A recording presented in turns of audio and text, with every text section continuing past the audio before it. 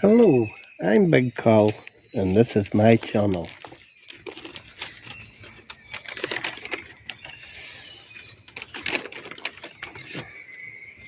I'm going to be here for about the next 10 minutes or so I do hope you'll return the compliment. I currently have 143 subscribers, which makes me more popular than Keir Starmer.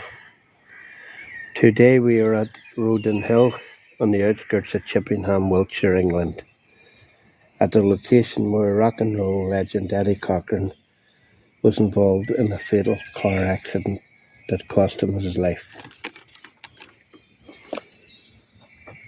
As a kid, Eddie's brother taught him a few chords on guitar that led to Eddie performing at his school's talent show and some local venues on a regular basis. In 1953, he teamed up with Hank Cochran, no relation, and they called themselves the Cochran Brothers, playing country music. They landed a deal with Echo Records and recorded Two Blue Singing Stars and Your Tomorrow Never Comes. While touring in Dallas, Eddie saw Elvis Presley perform live, and this left an impact on him, which made him switch from country music to rock and roll music. And this eventually led to himself and Hank splitting up and going their own separate ways. Eddie had a massive hit with a song called Skinny Jim. He appeared in a low-budget movie called The Girl Can't Help It, where he performed 20 Flight Rock, the song that Paul McCartney auditioned with to get into John Lennon's group, the Quarrymen, which would later become the Beatles.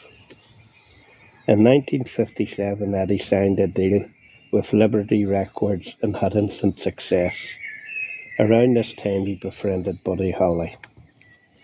The following year, he had more success with Come On Everybody and Summertime Blues, which made him a global star. He was thinking of joining Buddy on the Winter Dance Tour, but Buddy asked him not to. On the 3rd of February 1959, the plane carrying Buddy Holly, Ritchie Valens, and the Big Bopper crashed, killing them all. Referred to in the Don McLean song American Pie as the day that music died. After this, Eddie started getting premonitions about his own death. It is said that he told friends and co-workers that he would die in a car accident. On the 10th of January 1960, Thanks. honest to fuckers, some ignorant bastards.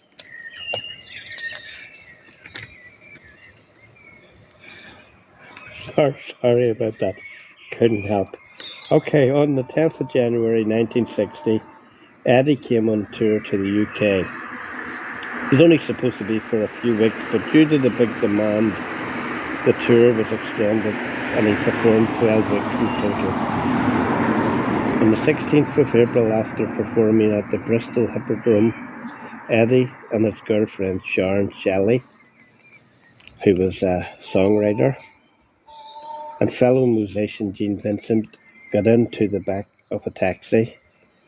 Their tour manager hopped into the front passenger seat and they set off towards London's Heathrow Airport to go back to America. The M4 had not yet been built, or hadn't been completed anyway, so they used, I think it was the A4, which was like kind of small country roads. The driver took a wrong turn, and after cracking himself, he increased his speed from 40 miles per hour to 60 miles per hour to make up for lost time. He hit a curb and the car spun out of control and crashed into a concrete lamppost. The occupants of the back seat, as long as some of their belongings, were thrown out the door onto the roadside. Sharon was covered in bruises. Jean had a broken collarbone. and Eddie was unresponsive. He was rushed to a nearby hospital, then transferred to St. Martin's Hospital in Bath, where he died the following day on the 17th of April 1960. He was only 21 years old. His fans erected this tribute memorial depicting 3 steps in reference to his hit single, 3 Steps to Heaven. Like, subscribe. I'm Colin McBride. And we'll just get a close up of the monument, and we'll just look to, first of all, our right. So, and then to our left.